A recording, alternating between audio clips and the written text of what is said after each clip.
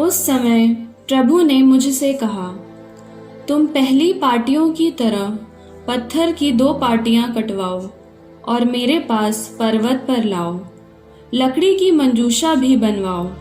मैं पार्टियों पर वही शब्द लिखूंगा जो उन पहली पार्टियों पर अंकित थे, जिन्हें तुमने तोड़ दिया। इसके बाद तुम उन्हें मंजूषा में रख लोगे।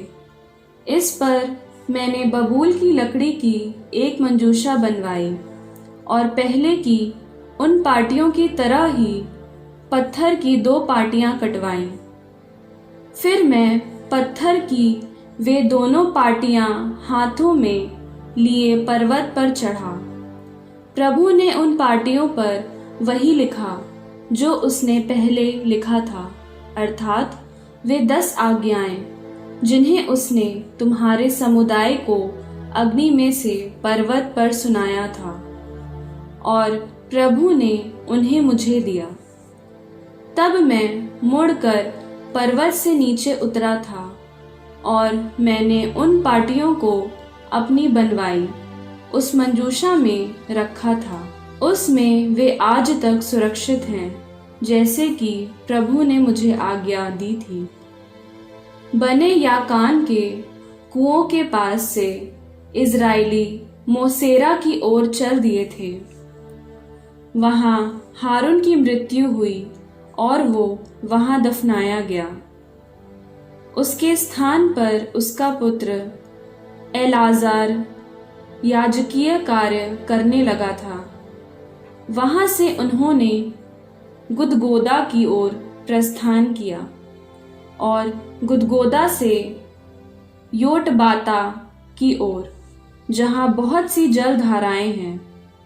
उस समय प्रभु ने लेवी के वंश को नियुक्त किया, जिससे जैसा कि वो अब तक करता आया है, वो प्रभु के संविधान की मंजूषा ले जाया करे, प्रभु की सेवा के लिए उसके सम्मुख उपस्थित रहे और उसके नाम पर आशीर्वाद दे। लेवी वंशियों को अपने भाइयों के साथ विरासत में भाग नहीं मिला है।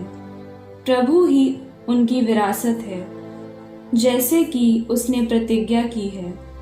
पहली बार की तरह ही मैं 40 दिन और 40 रात पर्वत पर रहा। इस बार भी प्रभु ने मेरी प्रार्थना स्वीकार की। प्रभु तुम्हारा सर्वनाश करना नहीं चाहता था।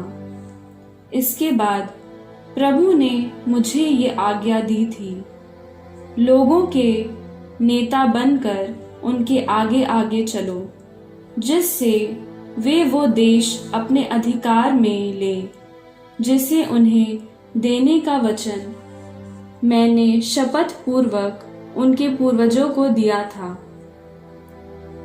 मूसा ने लोगों से कहा, इज़राइल, तुम्हारा प्रभु ईश्वर तुमसे क्या चाहता है? वो यही चाहता है कि तुम अपने प्रभु ईश्वर पर श्रद्धा रखो, उसके सब मार्गों पर चलते रहो, उसे प्यार करो, सारे हृदय और सारी आत्मा से अपने प्रभु ईश्वर की सेवा करो और प्रभु के उन सब आदेशों तथा नियमों का पालन करो जिन्हें मैं आज तुम्हारे कल्याण के लिए तुम्हारे सामने रख रहा हूँ। आकाश, सर्वोच्च आकाश, पृथ्वी और जो कुछ उसमें है, ये सब तुम्हारे प्रभु ईश्वर का है। फिर भी प्रभु ने तुम्हारे पूर्वजों को प्यार किया और उनको अपनाया है।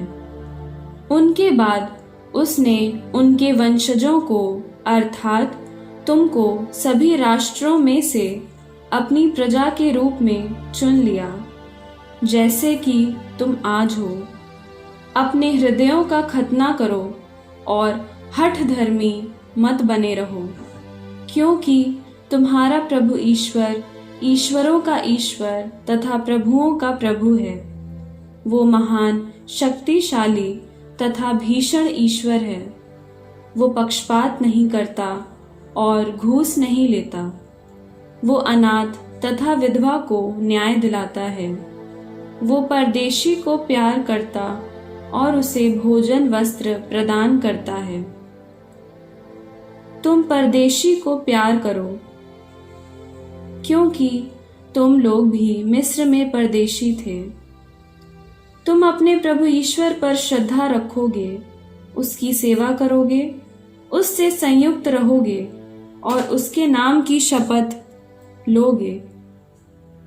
तुमको उसकी स्तुति करनी चाहिए, वो तुम्हारा ईश्वर है। उसने तुम्हारी आंखों के सामने तुम्हारे लिए महान तथा विस्मयकारी कार्य संपन्न किए हैं। जब तुम्हारे पूर्वज मिस्र में आए तो उनकी संख्या 70 ही थी, और अब तुम्हारे प्रभु ईश्वर ने तुम लोगों को आकाश के तारों की तरह असंख्य बना दिया है।